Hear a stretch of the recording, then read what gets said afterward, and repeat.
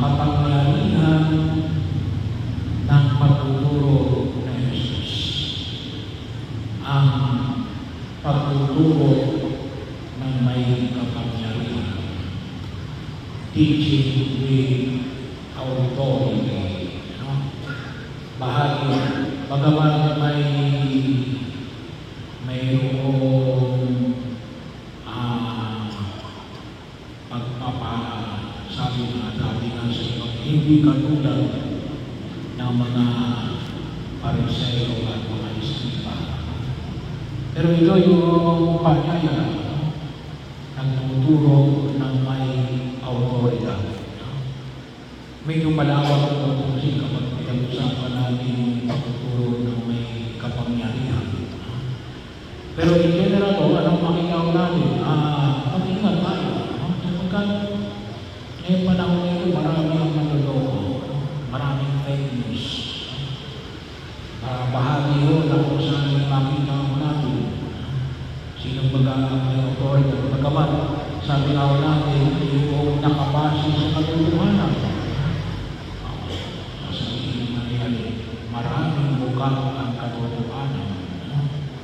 Kaya, kinakailangan natin na putusin ay napakahalaga ng patuloy na pag-aaral.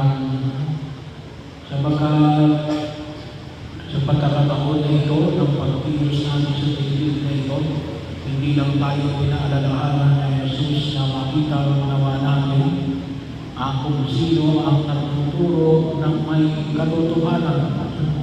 Pero yung obligasyon natin na alin na tingnan, decipher, makita natin kung alin yung katotohanan. Sapagkat sabi nga natin ngayong panahon na ito ay maraming layers na kung minsan hindi pinabubuka sa ating ng katotohanan. Lalo na ngayong panahon na ito sa makapagong teolohiya. Katulad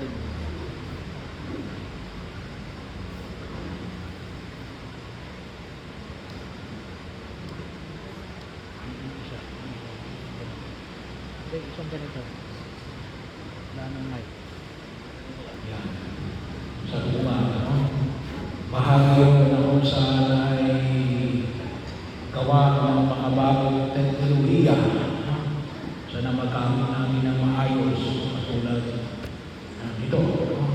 Sapagkat maraming gumagamit ng mga bagong teknolohiya para manloko. Lalo-lalo na may AI na, artificial intelligence. Kung siya hindi mo na malaman kung alin yung totoo at alin yung AI. Kahit na kung isa, ang gagawa ng thesis. Ginagawa ng thesis yung AI. Bagaman, may mga guru rin naman na marunong.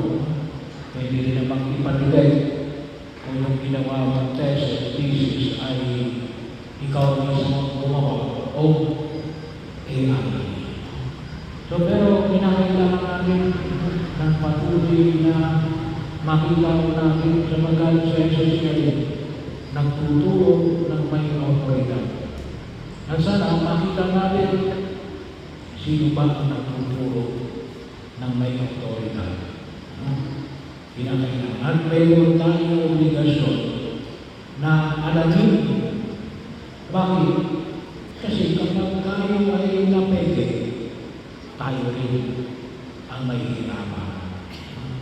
Tayo rin ang mapipermisyo. Tayo rin ang maguguhan. Bakit? Mali. At hinayaan natin na gano'n na lamang. Kaya, sana, pumili tayo. Sino talaga ang pupuntahan natin at masabi natin na ito ang nagtuturo namin ang autoridad. Si Jesus ay sigurado na nagtuturo ng may autoridad. Pero yun po naman ang bigyan natin ng higit na pagkakilala. kinakailangan natin ngayon makita kung sino yung totoo at kung sino yung pwede. Pangalawa, aspect, pagkawal bahagi pa rin ito na pagtuturo ng may authority, pagkaman, pwede natin sabihin sa ito, yung pagpapalayas na masamang espiritu. No? So sa Ebanghelyo, makita natin ay palayas sa Jesus ng masamang espiritu. There is always an spiritual warfare. Pagpagtulpanian laban sa espiritu ng kasamaan. Bahagi mo bilang mga nasa bahagi ng espiritu ng kabutihan. Kaya napakahalaga na makikita sa inyo. Sabi ko nga sa February 21, araw ng Sabado yun. Pero siguro sa linggo, hindi natin kung sino yung gusto ng oras. Sabi ko nga ng oras ay 10 o'clock ng baka. Pero sabi ko ba,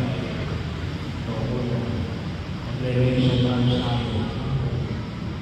10 o'clock ba ng umaga? 2 o'clock ba ng hapon? O 4 o'clock ng hapon? 2 hours. Kasama na yung pagpapaliwanag, dinidiran sa kanya, and healing.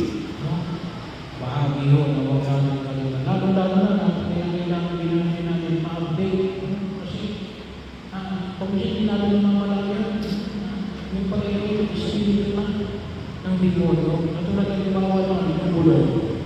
Yung na-scan. Yung iba, na-scan na rin. Kasi sabi na nung iba yung nalolo, may incarnation. May incarnation na binabanggit yun, binubulungan ka. Sa cellphone ka, telepono ka. Ano ka?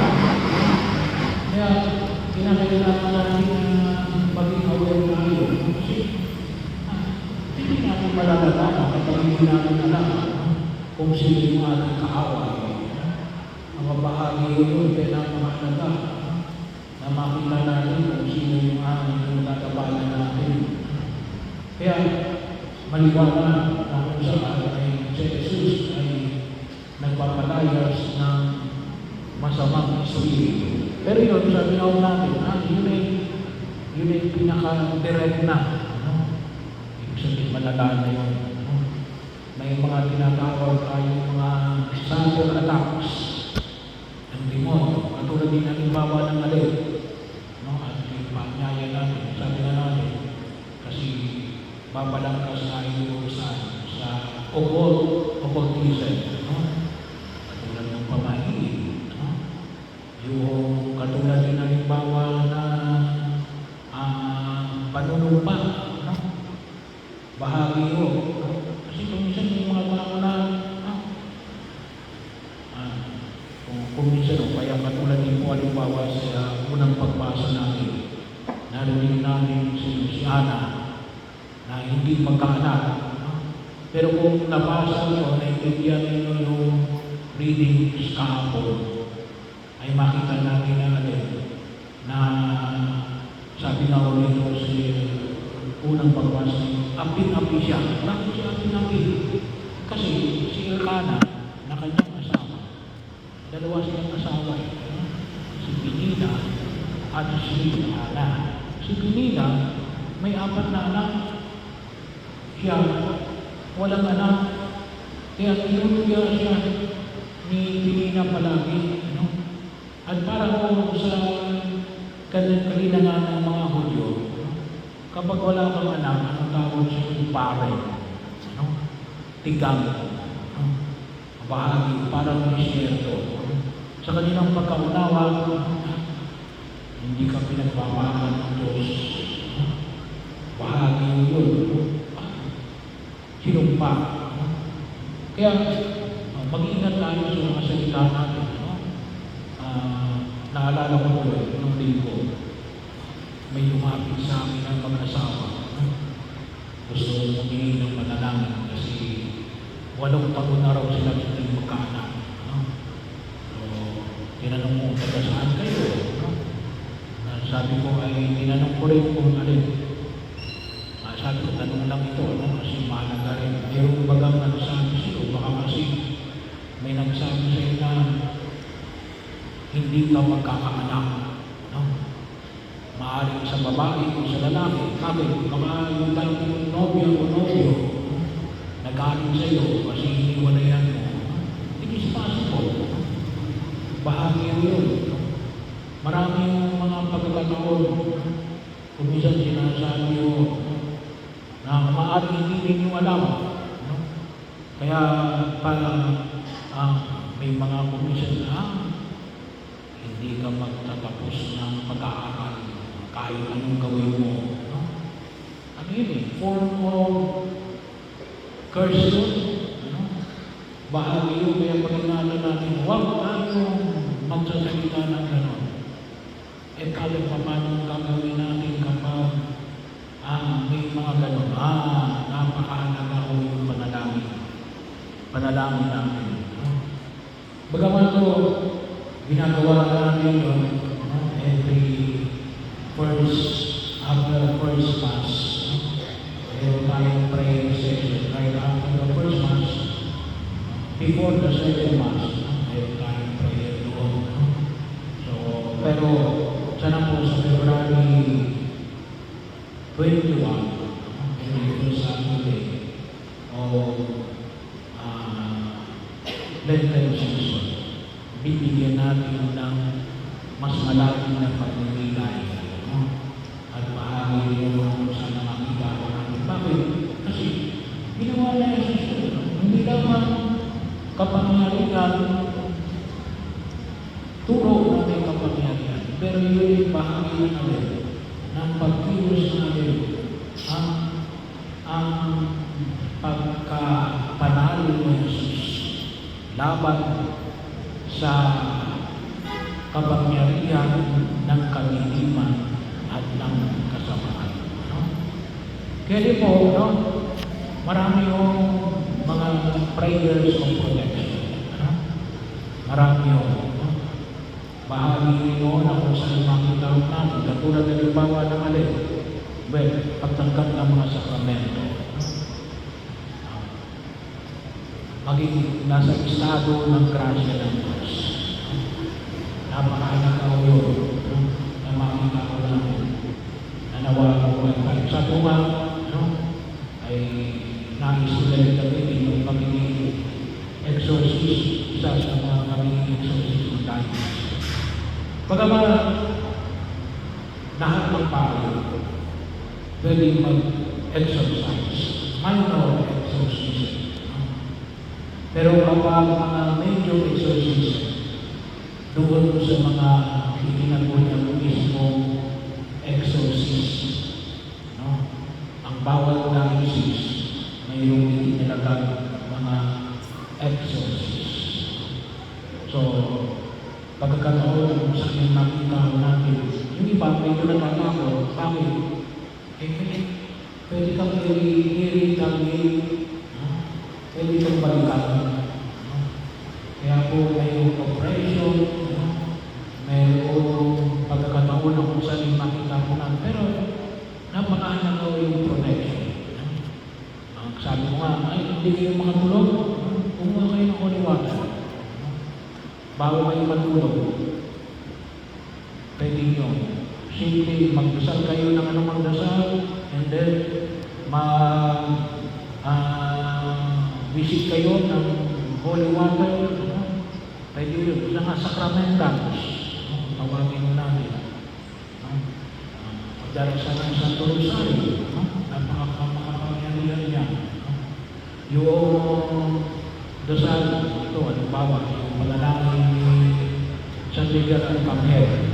Kaya yung pagbiling ko, San Miguel Arcangel, ampunin mo kami sa kabalan at maging bantay kanawanan sa kalupitan at sa mga silo ng demonyo. Subuin nawa siya ng Diyos na ikinagkakaamo namin sa iyo at ikaw ang prinsipe ng makalangit na hukbo, sa kapangyarihan ng Diyos, ibulin mo sa kailaliman ng impyerno, si Satanas at ang lahat ng malupit sa Espiritu na gumagalang sa sanlibutan at nagpahamag sa mga kaluluwa. Si San Antonio kilala din mo na sa kanyang pakipaglaban sa kapangyarihan ng kaliliman.